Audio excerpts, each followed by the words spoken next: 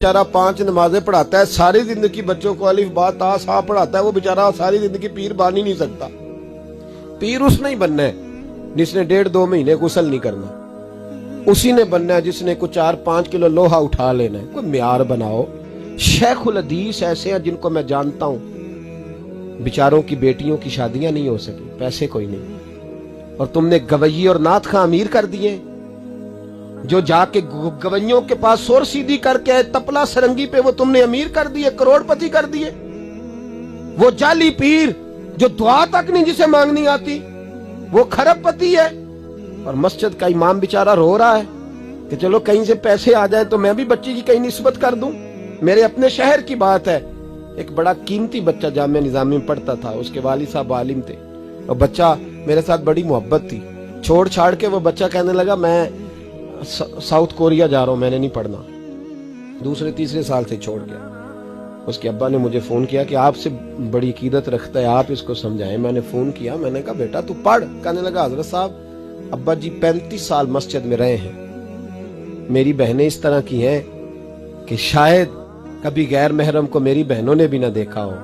तीनों की तीनों कुरान की हाफिज़ा हैं, फाजिल अरबी अदीब अरबी किया, सारा दिन कुरान पढ़ती हैं।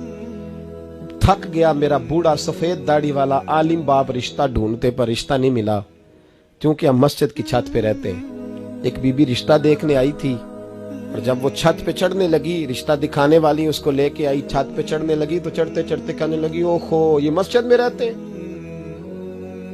मेरा बेटा ससुराल आएगा तो दोस्तों कहां बिठाएगा, मैंने नहीं करना रिश्ता। कहते हैं मिन्नत की मेरे बाप ने कि छत पे जाके देख तो ले। कहने लगी ना भाई रिश्ता नहीं करना।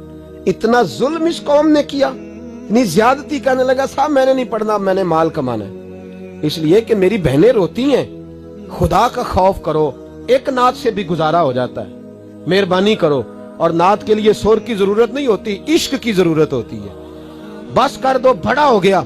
मदारस के बच्चों को वो रोटी खाने को मिलती है जो मैं और आप खाएं तो बीमार हो जाएं, बीमार हो जाएं, जो मदारस के बच्चों को रोटी खाने को मिलती है।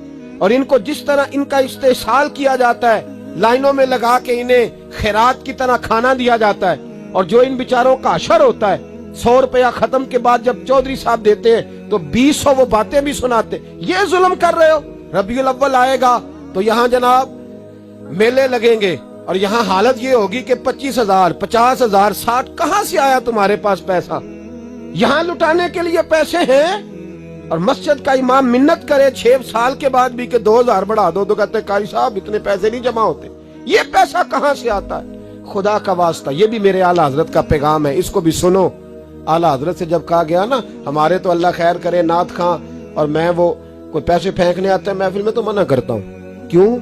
इसलिए कि जब दथियों वाले पैसे लेके आते हैं ना मस्जिदों में और महफिलों में, तो फ्रंट सीटें फिर दथियों वालों के हाथों में होती है। गरीब महफिल मिलाद में भी छुप के बैठता है पीछे, और नाथ खां भी याद कर लेता है कि ज्यादा नोट किसने पकड़े हुए, ज्यादा नोट किसके हाथ में। वो फिर कहता है हाजी साहब है शेर तुहाडी नजर जे। मैं क्या बदबख्ता, नबी पाक दे नां दा शेर भी बंदे दी नजर हो सकता है, जिसमें हुजूर की तारीफ हो रही हो, बंदे की नजर किस तरह हो गई? शर्म करो, डरो अल्लाह ताला। सिर्फ दौलत की खातर, ये भी फिक्र रजा है। करूं मद है अहले दुवल रजा, मैं करूं मद है अहले दुवल रजा, पड़े इस बला में मेरी भला, मैं गदा हूं अपने करीम।